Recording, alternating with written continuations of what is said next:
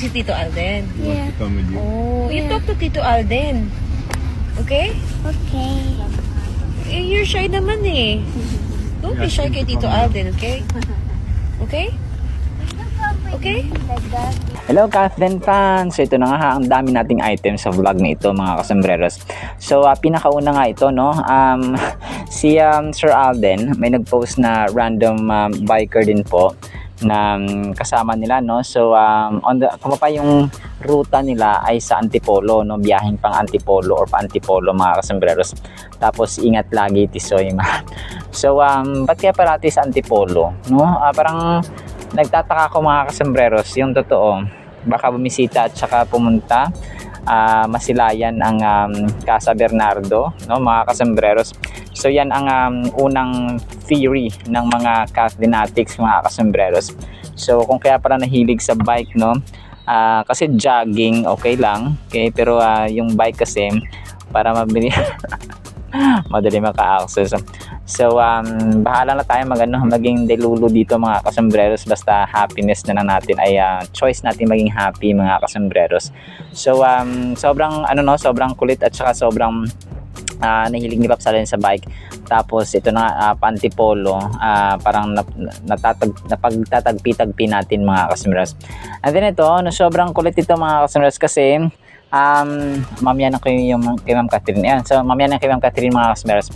Itong mga taong ito sa may social media, lalo na po sa Twitter, ay ang dami, kapapan na pagtripan na naman si Sir Alden mga kasambreros. Ang daming comments dito na hinanap talaga siya kagabi. Sabi dito ng isa na sanay ba kayo kay Alden na pasigaw? Lol, sakto lang naman si Sian. Sabi niya manalo. Tapos sabi naman ng isa dito, pakibalik si Alden as host next year. Walang nagagalit eh. Miss na namin sigaw niya. Sabi ng isa, we all took Alden Richards hosting skills for granted and now we miss him as a host. Sabi naman ng isa dito, na-miss ko sigaw ni Alden kapag para ng mga candidates. Sabi dito, di nagmamatch energy ni Gabi at Sian. Pakitawag si Alden dahil pasok pa sila. Sabi niya, we miss you Alden, hashtag Miss Universe Philippines 2025. Nalala ko si Alden sa Baguio. Tapos umiiyak siya. Noon todo okray kay Alden, ngayon na-appreciate niya bigla. Iba kasi full energy ang host, buhay ang crowd at exciting. O tama nga talaga pag buhay. Sabi dito ng isa, Miss Universe Philippines need Alden Richards right now. Or Miss Universe Philippines needs Alden Richards. We need that sigaw-sigaw. Ingay ni Kuya mo, boring ni Siya. What yun? Sabi na dito ng isa, kung gaano ka high ang energy ni Alden Richards last year, siya namang tinahimik nitong production ngayon. Kakaboto kasi ito ni Jonas Kevins and Ralph kaya. Dapat kasi si Alden nag-host ang iconic ng Baguio. Sabi niya, nakakamiss naman ang sigaw ni Alden sa host ng MEPH. Sungit ni Sian mag-host, bring back Alden. Sabi ng isa dito, parang pinost yung kumapa the gift niya na picture na kumapa parang nagugulat si Alden. Sabi, Alden Richards right watching Sian din. Sorry po. Ang kukulit na mga to. Mas gusto ko pa si Alden kasi kay Sian. At least mukhang may gana naman si Alden mag-announce na Alden Baguio, Sian Baguio. Para pinagkukumpara nila yung balik si Alden, no? Pakibalik si Alden. Sabi, may pagibalik si Alden, makuratan pa. Magugulat pa daw. Sabi niya, I miss you Alden. Sabi niya, I miss you Alden. Tapos picture niya nung MUPH. Ibalik si Alden Richards. So, sobrang dami ito. Sorry Sian, pero ganito yung tama. Dito tayo kay Alden ha. Si Alden lang. Sobrang kulit nila mga kasambreros na ang daming kakulitan ng mga to na pagtripan na naman si Alden. Dati galit na galit sila kay Alden, tapos ngayon gawa pa pabalik na naman nila kasi na-miss nila yung taong sobrang busy ngayon sa biking at saka pagpipiloto mga kasambreros sa pag-aaral ng pagpipiloto. So bahala kayo dyan.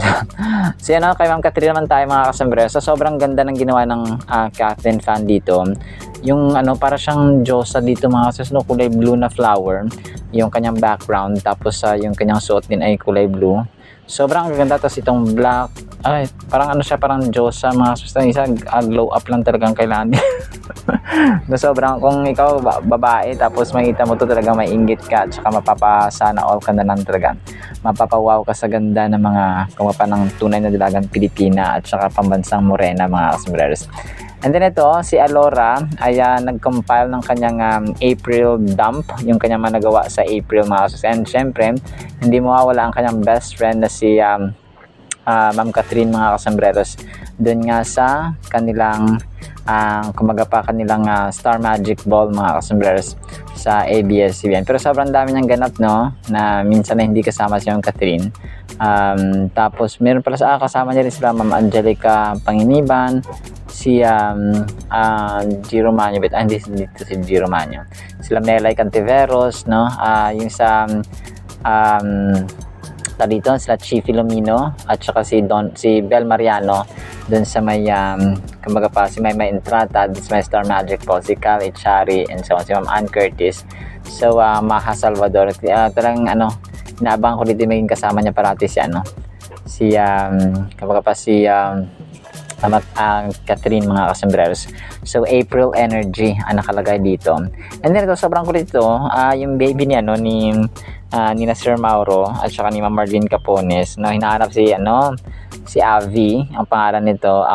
Hinahanap niya si tito niya Alden, sabing gano'n. So nahihiya ka naman kapag nandyan si tito mo Alden, sabing gano'n. Pero ito, hinahanap niya si tito niya Alden. Nalapitin ng bata talaga ito si Alden mga kasombreros. And then ito, last items natin, sobrang ang dami na ngayong mga kumaga pa mga pages sa Facebook page. Kasi kanina dalawa lang yung nabigay ko, di ba? Yung mga taga-pitik na mga photographer, mga kasombreros ay isa-isa na naglalabasan, no? Talagang kinukuhaan si Pops Alden at saka pinopost sa kanilang Facebook page. And nailista ko dito, ang dami. May Lagbet, no? Isang page din po ito, no? Taga-pitik, Hot Shoot, RC Shots, Random GD, MD Shots, and marami pang iba. Mga kasombreros, talagang iba talaga ang karisma ni Pops Alden mga kasombreros. So, yun po, no? Actually, madami tayong items, pero iniisa-isa ko lang talaga mga kasombreros. So, yun, no? Sana po ay panghiyan po natin ang Word of God. Pagpalaan pong bawat isa. At para po sa ating Word of God mga kasombreros, ay sobrang ganda po nito. Ang title natin, Damo. Isaiah chapter 40 verse 8, Oo, ang damoy nalalanta at kumukupas sa mga bulaklak. Ngunit ang salita ng ating Diyos ay mananatili magpakailanman. Sa English, the grass withers, the flower fades, but the word of our God stands forever. So napaka-powerful actually ng verse na ito mga kasombreros. At saka reminder ito sa atin ng eternal nature of God's Word. Eternal, forever, hindi natatapos, endless, mga kasombreros, ang salita ng Diyos. On the other hand, ang mga damo ay nalalanta, mga kasombreros, referring to us as human beings.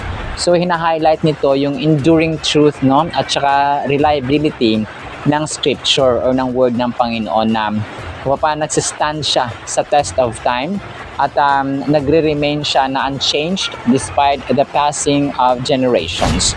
Kumaga pa, generations come, generations go, generations born, generations die, but the word of the Lord will stand forever. Ganun po mga kasombreros. And teachers can take comfort in the fact that the lessons and wisdom found in the Bible will always be relevant and applicable to our lives no matter the circumstances or challenges we face. Kapag tayo po ay nagre-reflect dito mga kasombreros, no, sa totoong buhay, ay kumaga pa, paano ba na-i-impact or paano nakaka-impact mga kasombreros yung perspective ng teaching at saka learning. Okay? Consider na we can plant, we can inject these timeless truths in your students. For example, kapag ikaw ay teacher, kapag ikaw naman ay magulang, no, tayo po ay nag-iwan ng lasting at saka impactful legacy. Ang natutunan ko sa buhay mga kasombreros ganito, not always yung mga papaano ka nag-umpisa. Okay? For example, nag-venture ka sa business, nag-venture ka sa bagong trabaho, nag-venture ka sa gantong uri ng field or ganitong uri ng habit, ganitong uri ng activity, and most especially talaga sa trabaho. Lalo sa akin, no, vlogging, content making, mga kasambreros bilang Little Kuya Kim at saka Kathleen Atik, mga kasambreros, ay pinili ko tong field na ito hindi ka paano nagumpisa, kundi paano ka naglalas, paano ka magiging masaya at enjoying yung ginagawa kapag ikaw ay nasa gantong field. So ganun din sa buhay natin. For example, lalo sa asawa, no, kapag ikaw pipili ng partner, isipin mo talaga na dapat naglalas, no, dapat ay nagtatagal. At kasi ang asawa talagang hanggang kabaong yan, no, for better for worse, no, till death do us part talaga kapag pag-aasawa ang pag-uusapan, mga kasambreros, na kumbaga yung lifetime commitment dapat andun. Hindi lang siya hindi siya kontrata na may expiration. Hindi siya ikaw pang 2 taon, ikaw 5 years, ikaw 10 years, ikaw 6 years. So hindi po siya ganun, mga kasambreros, which is nakakalungkot man sa mundo ngayon na ganun yung tumatakbo ngayon sa mga kabataan, no, talagang fleeting, temporary yung kanilang relationship sa bawat isa, lalong-lalo na kapag ikaw ay maraming pera, ikaw ay ma-impluwensya, ikaw ay sikat, no, parang madali na lang sa'yo humanap ng partner, which is nakakalungkot po, mga kasambreros. And mapahayaan natin ang verse na ito, no, Isaiah chapter 40 verse 8, na mag-inspire sa ating mga kasambreros kung paano natin i-approach yung role ng isang nanay, ng isang anak, ng isang magulang, ng isang teacher, for example, with a sense of purpose at saka commitment sa passing on these eternal truths sa susunod na generation. Lalo na kapag tayo po ay magulang. Ako po ay sa awa ng Panginoon talaga na ipapasok ko ito sa aking mga pamangkin, sa aking magulang din po, no, or sa aking mga kapatid, na yung salita ng Diyos kailangan ituro natin kasi ito yung lasting legacy. Hindi ka lang nag-exist sa mundong ito na walang purpose. You have the purpose, we have the purpose, I have the purpose na ipasa yung next generation, lalong-lalo na po ito nga salita ng Diyos na sinasabi dito at kino-confirm na forever po siya, no? Magsistand siya forever. Wala po siyang katapusan, walang kamatayan. At ang passage po ng Isaiah 40 verses 7 to 8 ay nag-emphasize ng dalawang opposite na natures. Tayo bilang tao, no, na ikukumpara sa isang damo, tapos yung salita ng Diyos which is forever. So totally opposite kasi tayo ay namamatay, no? So we can understand that our time on earth is limited and our physical presence will eventually fade away by applying this concept sa ating buhay. Kapag in-apply natin ang Isaiah 40 verse 8, kahit na yung mga greatest men in the Bible, nasabi na isang chapter lang yung buhay niya dito sa Biblia. 2 chapter lang, isang verse lang yung chapter niya, pero namatay agad siya, no? Parang ganun ang kaiksi ang buhay, mga kasambreros. On the other hand, ang salita ng Diyos ay nagsistand forever, no? Powerfully, amazingly active, alive, mga kasambreros, and sharper than any two-edged sword. When we prioritize serving others, sharing wisdom, and living with integrity and purpose in general, we sow seeds that can bear fruit for generations to come. Sinasabi ko, para siyang binhi na tinanim mo yung salita ng Diyos. Kapag sinare mo sa ibang tao o sa pamilya natin unang-una, ay para siyang binhi ng isang kahoy o ng fruit tree, for example, or ng isang mais, na kapag tinanim mo sa matabang lupa ay makukultivate siya at saka madidiligan ng salita pa ng Panginoon. Kaya yung pagdidilig, yung pagkukultivate, mga kasambreros, ay araw-araw po nung pagpapakain natin sa ating kaluluwa and ang family members natin, no? Kaya bawat gabi talaga dito ay nag-Bible kami, mga kasambreros, no? Sa awa po ng Panginoon. So yan, para siyang binhi na after how many years na magbubunga yan, mga kasambreros. And dito ko na-realize, tested and proven kasi na-experience ko kasi siya. Marami kaming mga disciples dati na na-share ng gospel ng Bible, mga kasambreros. Hindi man sila nagtagal doon sa church, no? May mga nanatili talaga, pero kasi let's say lumipat yung pamilya sa gantong lugar, yung desisyon na magulang na lumipat sa ganto, at saka pinauwi ng probinsya, for example, or desisyon na ganito. So nung nandun na sila sa kanya-kanyang probinsya or sa kanya-kanyang lugar, naghahanap pa rin sila ng simbahan na kung saan ay nakakakain sila ng pagkain spiritual. So nagigets po natin. So hindi man sa mismong church, no? Pero yung kanilang kaluluwa mismo, yung kanilang spiritual aspect, spiritual na pagkatao, yung kanilang soul ay naghahanap, no, nauuhaw ng someone ng Panginoon, mga sos ng salita ng Diyos. And then no, talagang para siyang binhi na pag tinanim mo ay mamumunga siya. Okay? At ang bunga niyon ay ang mga magandang asal, no, yung fruit of the Holy Spirit, mga kasombrero, yung love, joy, peace, patience, gentleness, kindness, goodness, faithfulness, and self-control, mga kasombrero. So yun po yung kanyang bunga. So kapag nanatili sa atin ang salita ng Diyos, it will last forever, mga kasombrero. Kapag regular, no, kapag regular po ang ating cultivation or pag-aalaga at saka pagpapataba, mga kasembreros, by reading and by praying, no, reading the gospel, praying, and then paggawa ng will ng Panginoon according sa kanyang commandments sa Biblia. Alright, so naman po in the meantime, nawa po ay pagpalain po tayo ng pag-ibig, pananampalataya at pag-asa in the mighty, holy, sweet, magnificent fruit of the Holy Spirit, Jesus Christ. And everyone said amen and amen. See you sa next segment po, mga kasembreros, and paalam po. I love you.